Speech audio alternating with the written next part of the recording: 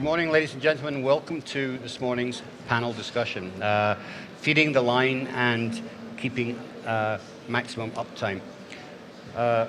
Achieving maximum uptime and reducing machine downtime is obviously enabling manufacturers to make more with less. At the center of that effort is, of course, storage towers and storage systems, and we're here to discuss that today with a very distinguished panel. To my extreme right, we have Juerg Schupbach from Essemtec. Hello. Hello. To his left, we have Ciccio from Essegi. Thank you. Hello. Okay. To his left, we have Ciccio from Innovaxe. And hello.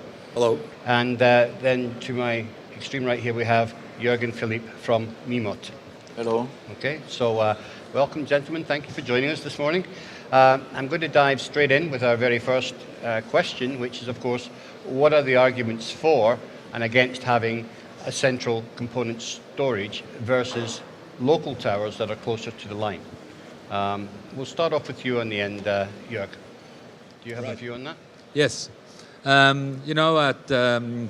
are here for 4 companies with 4 solutions, right? All are specialized a little bit in another way, and that's great, because customers have different needs. And when they talk to us, they most probably will find the right solution for them. But central solution or at the machine, the best thing would be you have a central solution, everything comes automated to the machines, period. Yeah. Now, we are not quite there. Maybe we'll be in the future there, right? So we have people which are more specialized for a central solution, more on the line. What we are doing at Essemtec, we are more at the line with our big accounts. Our biggest accounts are the big pick and place. ASM is the biggest one. They have several 100 towers from us, and now they do it on the license and to bring the material to the line from the central storage. And then we have on the extreme other side, we have the very little companies, right? We think it's nice. Usually when we show a tower, they don't know that they will buy it, but when the owner comes, he thinks it's fantastic, right? They don't know exactly what it means and brings. But soon, when they have it in their factory, they see the extreme benefits also for very little companies, say people which have 800, 900 components, not more, and that they have everything controlled and connect together with the machine. So in our side, we are not doing really centralized. We do very little centralized, plus at the things, and we will also not develop something like MIMOT or so. We will stay in this level. Right, right. Well, I think that the whole thing is, that the line's getting faster, pick and place machines are getting faster, and being able to keep up with the speed of the line and keep the line fed is the important factor here. So as you said, there are 3 different versions here. We have storage towers which are at the line, we have storage carts which are closer to the line, and we have storage rooms basically which are maybe a little bit further offline. Maybe when I just can make one little comment about the investment itself, right? When you make the storage at the line, right, it's very simple to calculate, right? You have stoppage on the lines, right? And you can say if you have automated storage, especially software-wise, right, you can cut that down by 90%, and you have a return of investment. I think it's never more as 1.5 years. If you have the little guys, who make a complete storage, it's much more difficult because they are so flexible they cannot really calculate it, right? So there is more. So how should I say? An emotional buy, right? I think. It depends on the size of the manufacturer and what he's doing. Yes, yes.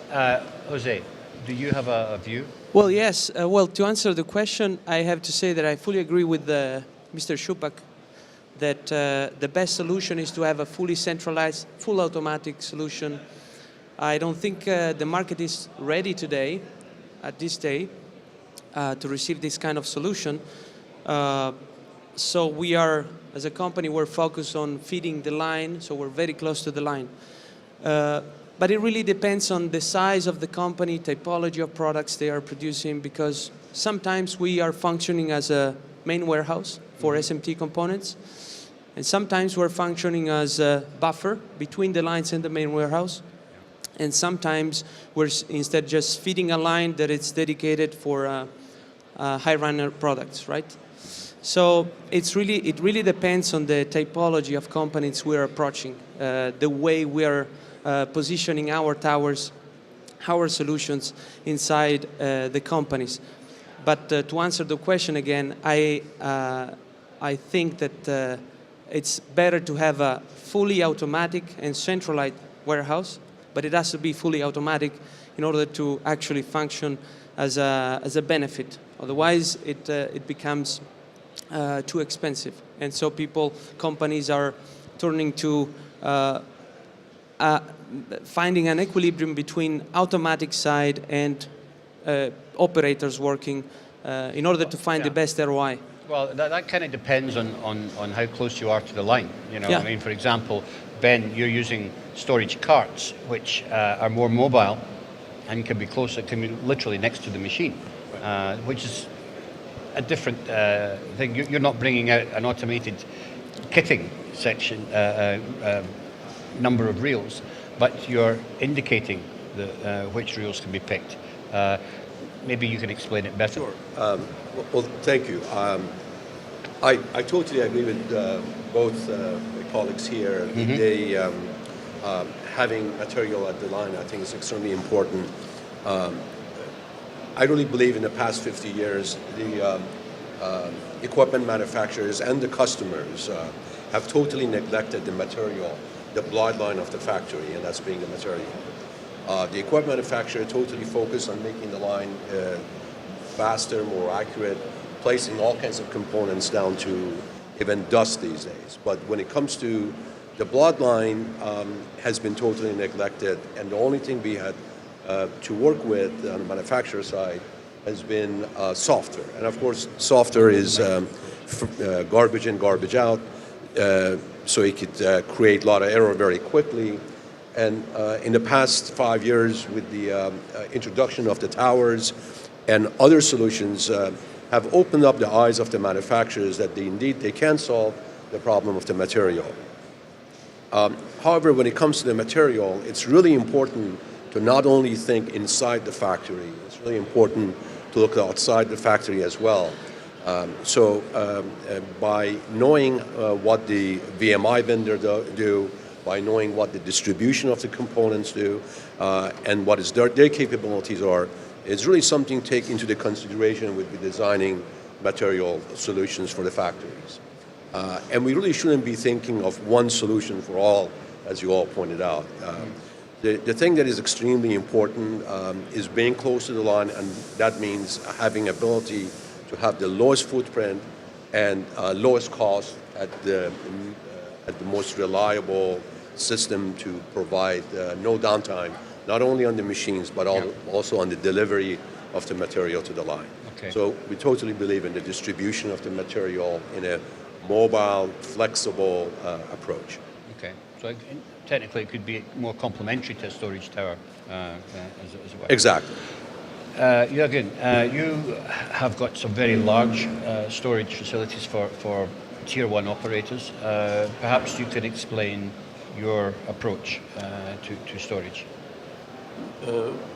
MIMOT started 2011 to analyze the whole material flow and the logistic process around the SMD line.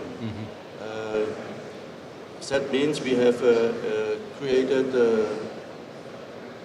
storage systems from 1,500 reels up to 60,000 reels. Wow. Actually, I think both the customer realized to increase and the logistic process and not more invest in pick-and-place lines more to increase more competitiveness. And so we have created a two-stage storage system with a full automatic load and unload function and line docking station. Yes. To bring the reels to the right time to the line, to refill the line, but make sure that the line stop the materials all the time to the right time on the line. Okay, but 60,000 reels is a lot of inventory. It's a lot. It's a lot of inventory. Yes, a lot of to inventory, hold. sure. So this must surely be for I say, tier one operator with high mix environment who needs this amount of storage. Yeah. Yeah, yeah, yeah. Okay. So we have understood what the four different concepts are here. So what are the benefits of using AGVs to feed the line from these storage towers? Let's go back to the beginning. Try and keep your answers short because we want to try and get everybody in. Yeah, I mean, AGV is just one thing. What you said, you have to know the outside. The biggest problem what we have is, or the biggest challenge what we have is software. And especially integration into the customer world or integration in the pick-and-place supplier if it's not our machines, right? And so this Industry 4.0 where we're all working, we are part of Industry 4.0, but we have to go further. The problem is there is no specification. Everybody works a little bit different, etc. So the cards, automated cards, that's for sure a big benefit, right? I mean, at the end of the day, we see that also at the show. There are some examples, you know, that you can automate everything. Now, what is payable, what is doable? I'm sure in 20, 30 years we are not talking about that anymore. It's a fact. But in the moment, we will see who does it the smartest because it's not easy. It is not an easy task to do, right? And at the end of the day, it's still always the people and the automation. So we think the cards is one thing. Much more difficult is the integration, the complete integration into this different world. Because the Americans do something on specification, we in Europe do something, the Japanese do something else. As long as we are not able to find one standard for vertical and the horizontal integration, the whole thing here will not fly, right? Because then it will be individual solutions which most probably will not be accepted by the market. Because we have to then, for each customer, find the solution. And this is for most of our companies, which are not huge, right? Basically not possible, right? Right. Well, you know, technology always marches in front of standards and this type of thing. I'm sure at some point there will be standards that will come into this area of the business. Jose, what did you think about AGVs feeding the line? Well, AGVs are an important part of automation in material flows, etc. We have the luck that we were able to install AGVs and towers at a customer, very big customer, and we're able to see the benefit of the customer to be able to predict the times much better than when we're using operators, right? The only problem we face is that pick and place are not ready to receive this full automation system, right? Pick and place are meant to be run by operators. Feeders are meant to be mounted by operators.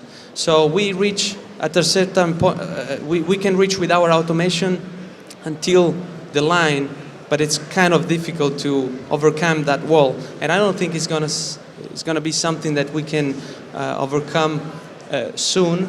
There must be a change in technology probably, but from the incoming process to the line, I think that the full automation is possible and not even so far. But there's an example sitting next to you here on the Panasonic booth of an AGV that's putting a feeder bank into a machine. Yeah, but the problem is to put the reels in the feeders automatically without any mistake. That's the big thing. So, it has to go so that's where I think that technology change has to happen. But it's just a thought. Yeah. Okay. Ben. So I'm going to be a little bit controversial about this subject. Okay. The high volume manufacturers, indeed, they use the AGV, and more they're talking about utilizing AGV for bringing material to the line. And I believe that AGV is a great solution for the problem of the past. Mm-hmm. And the problem of the past is that to keep as much as material away from the floor, which in the US we call it black hole. Because once the material gets out there, nobody knows where it is, and they totally lose traceability of the parts. So if you break down the reason why in the past the manufacturers walk away from having having material as little as possible on the floor has been because of three main reasons. Number one, it requires a lot of space, which they don't usually have much space between the lines. So that's one of the reasons material is not a lot of material on the floor. Then when the material is on the floor, potentially other lines operator could come and take that and create havoc throughout the operations and inaccuracy of the parts. And the third thing is that financially, the financial guys, WIP is a bad thing. They want to keep WIP as low as possible.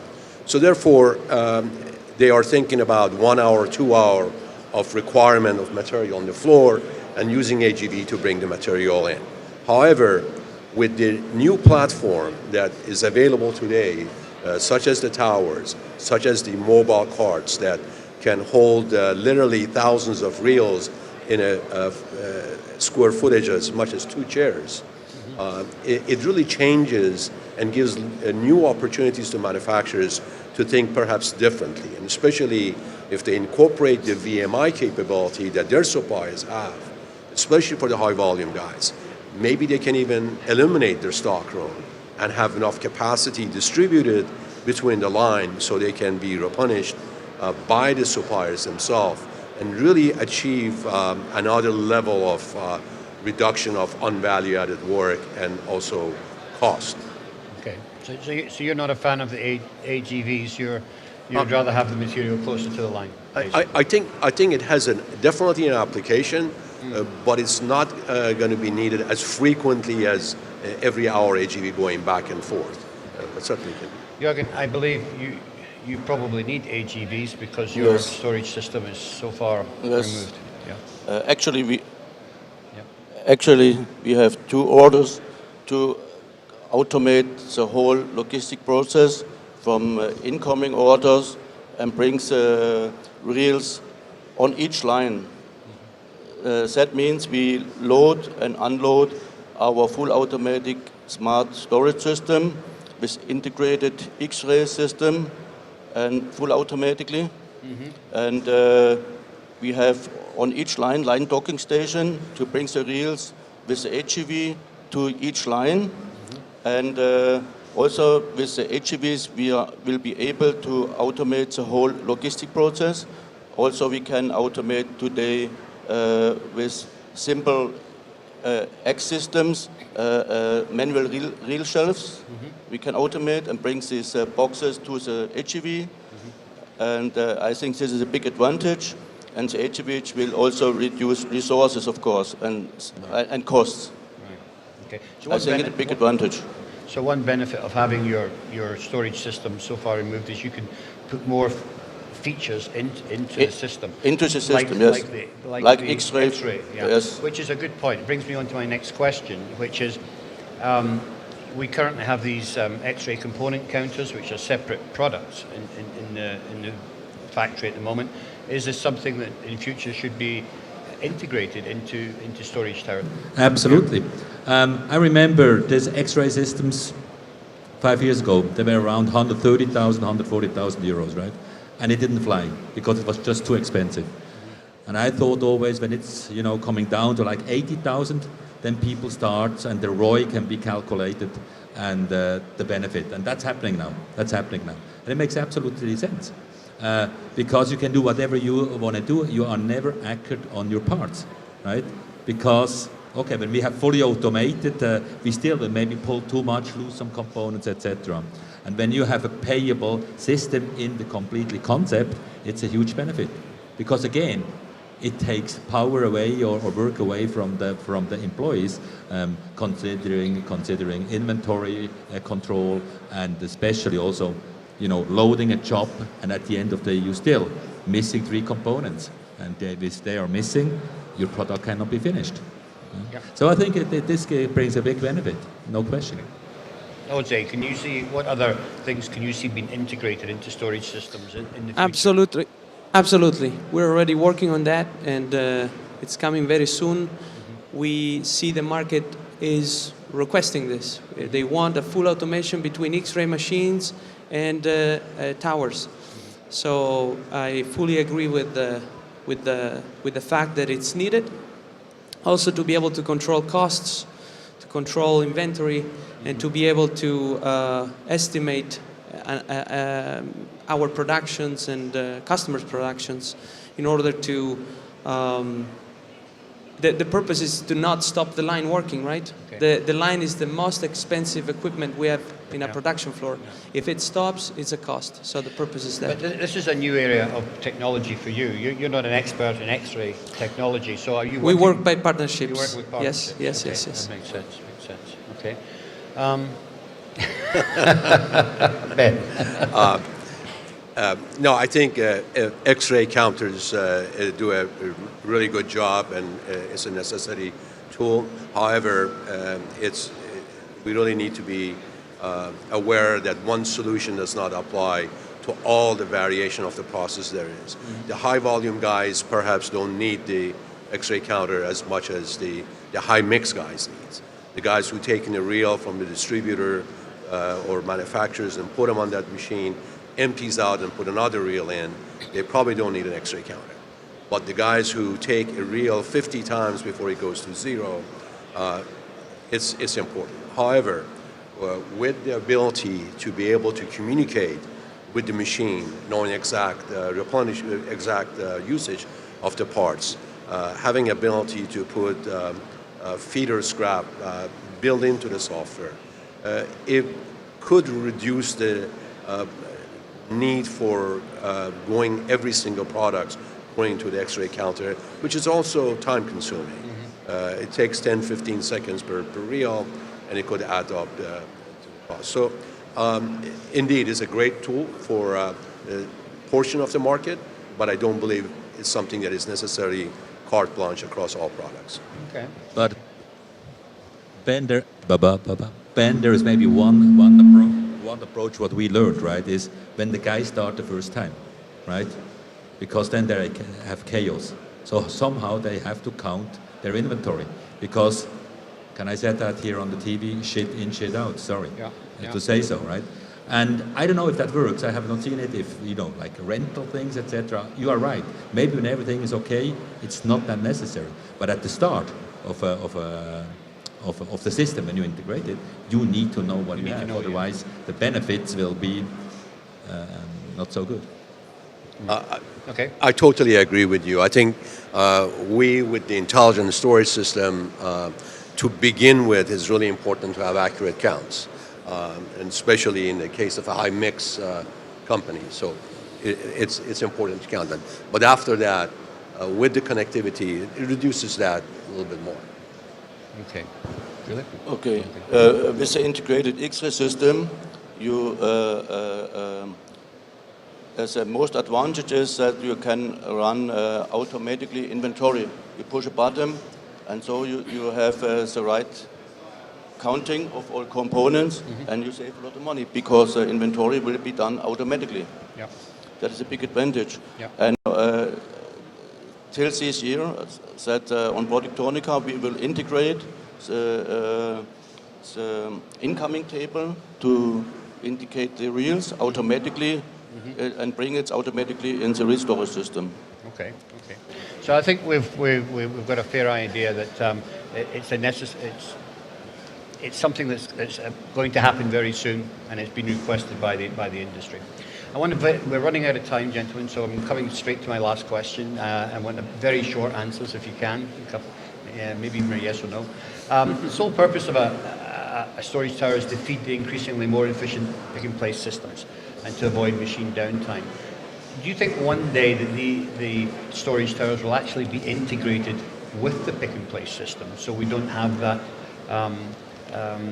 so much travel between the system, and we can eventually get towards having an autonomous pick-and-place system? Let's start with you. Short answer, Trevor? Yeah. It's a great dream. But maybe it happens. Who knows, right? Short answer, probably I don't think so. It's difficult to imagine flexibility this way. So probably my estimate is a no, but. Okay.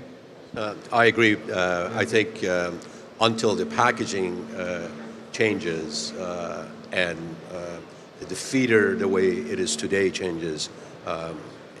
Combining those two would be... Well, that's a very good point, Ben, because, I mean, the packaging is really the problem. The fact you're using these reels and plastic tapes, which are very old. I mean, it's such old technology. Sure. There has to be something in the future is going to change that. Yes, I think in this case would be something happen in future. But I agree totally with other guys here. The whole automatization from the whole process maybe it will be possible in future, but not in the near future. In the near future. Okay. I can't imagine this. Okay. Well, great topic, guys, and thank you very much for debating it. I want to thank Juerg Schupbach from Essemtec, Jose Ciccio from Essegi, Ben from Ben from Innovaxe, and of course Juergen Philipp from MIMOT. Thank you, gentlemen, and thank you for joining us today. Thank you.